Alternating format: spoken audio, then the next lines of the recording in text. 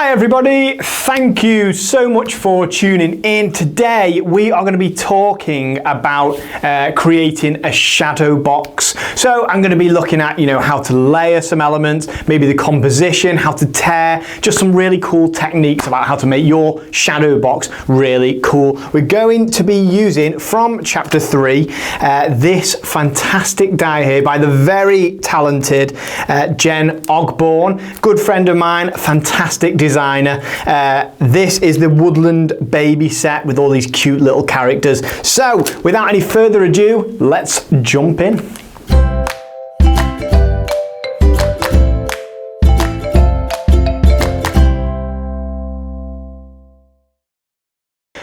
So, just before we start, I have this frame here. So now this frame is, you can get them at any kind of local store. It's a box frame. So it has this insert inside it, which means that you can have some things that are towards the front, so some layers, and a layer towards the back there as well. I'll show you how this works later. But these, as I say, these are quite sort of commonly used things. You should be able to get hold of one, and I like a nice small one here and square.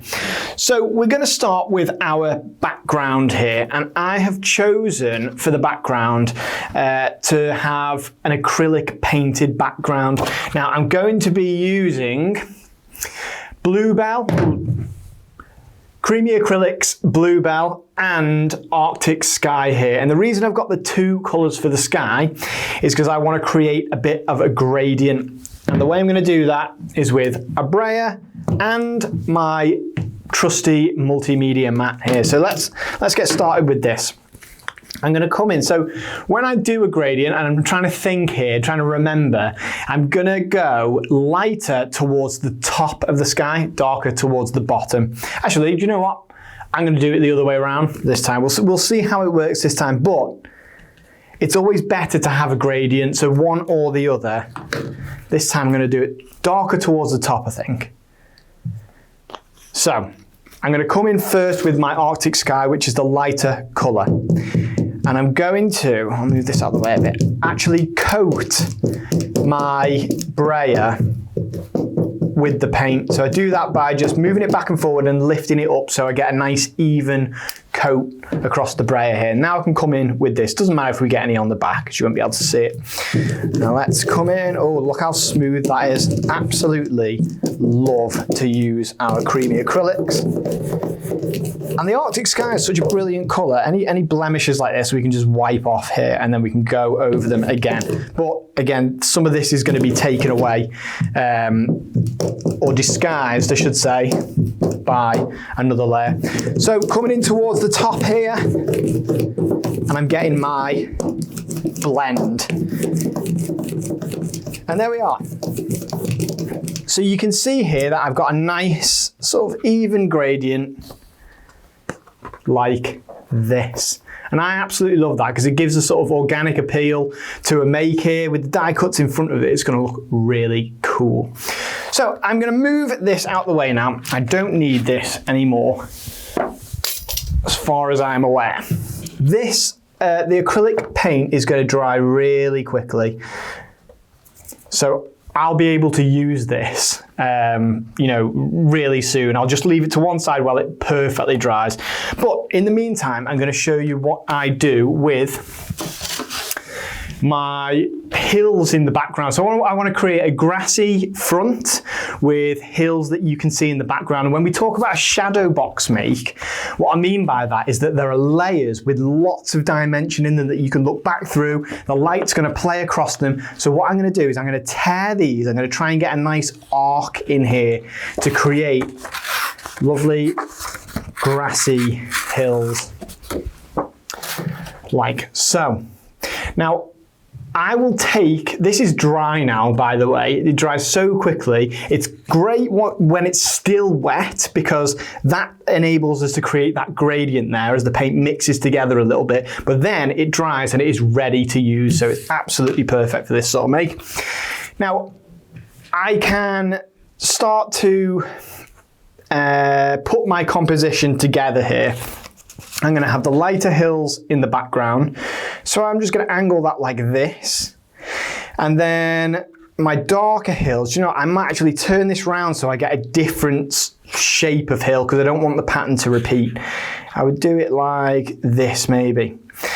Now, once I had decided where my hills are going to be, what they're going to look like, I'm then going to add the dimension afterwards, and I'll cut them down so they fit within this scene. But I've always, let's try that again. I've always got my big Circle Framelit die because this being a shadow box maker, I'm going to cut a circle in the front so you can see through into it. Now, that circle is going to be an aperture. So I keep measuring on my square where my aperture is going to be. Now I love the fact that through this circle I can see the front hill and the back hill there. That's going to look really cool. All the rest is going to be covered, it's white.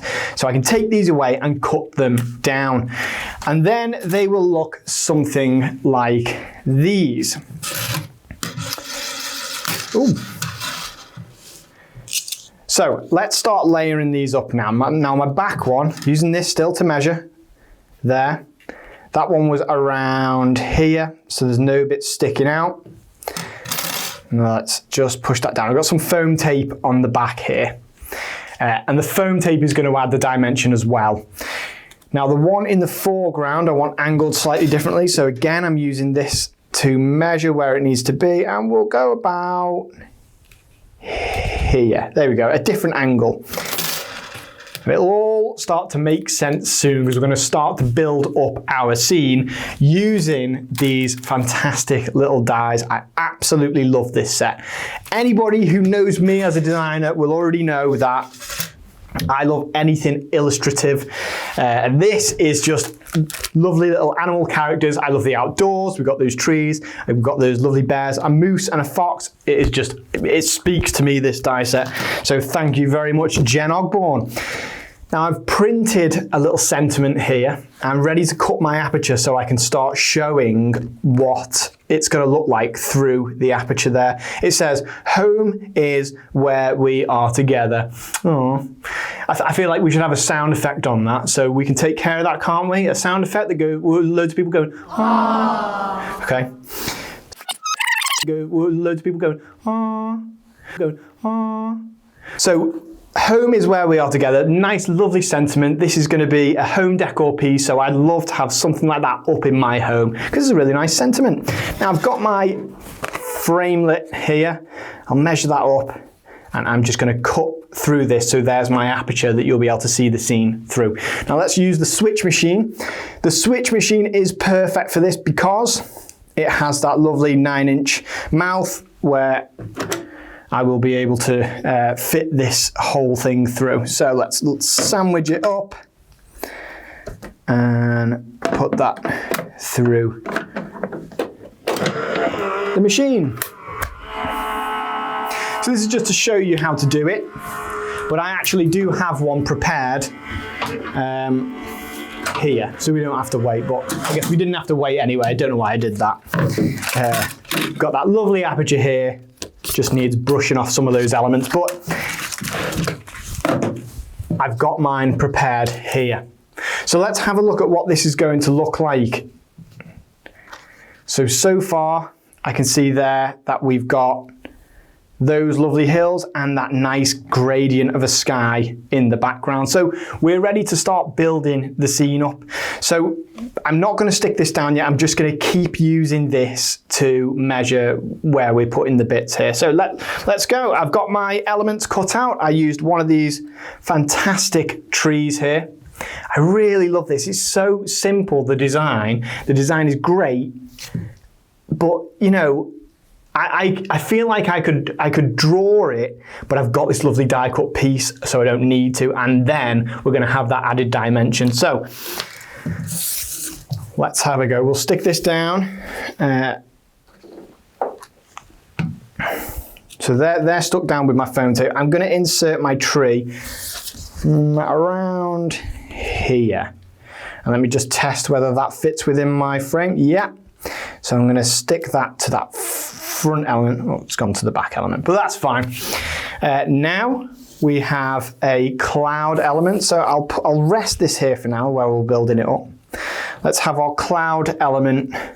I've got a front cloud and a back cloud, and that's because I want it to have dimension. So I've done my back cloud, the one that's in the distance, in a very slightly darker, this is from the neutral set, this is a really light grey, but my front cloud is going to be nice and white.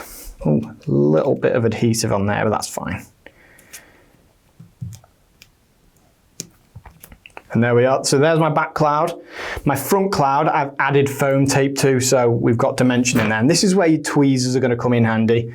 Let's go here for that front cloud. So we can already see here, if I just pick this up together, you can already see where the dimension's starting to really make this pop. It's such a cool little make. And then the shadow and the light plays across it perfectly, so it adds sophistication to the make. Now, for the stars of the show, who are my nice little fox, because the sentiment is home is where we are together. I wanted to paint a picture of some people together. So my fox is going to go here. Now, when we're talking about composition, I don't tend to put things symmetrical or in the middle. I love a nice lively composition where some things are at the side and some things are, you know, there's a lot of kind of blank space normally, but offsetting things and putting them to one side for me livens up the make. So we are about finished with the composition. So I'll show you what it looks like when we haven't got the front piece on. So it looks like this, which is really cool in itself. I would have this up on my wall, but when we add this over it, one, it's going to add some dimension to it, some sophistication, and two, it frames it really well and just takes away any of those blemishes. So let's put this inside the frame. This is where the frame is going to come in really handy. So I'm going to take out my insert, put my front piece in there. So that's ready to go. See through there. There's the front of my frame. Now this is cut so that it fits through the back. So we've got that painted gradient in there, which is going to make it look extra cool. And then we will put this in the back of the frame. And then we can put the back on our frame and close it.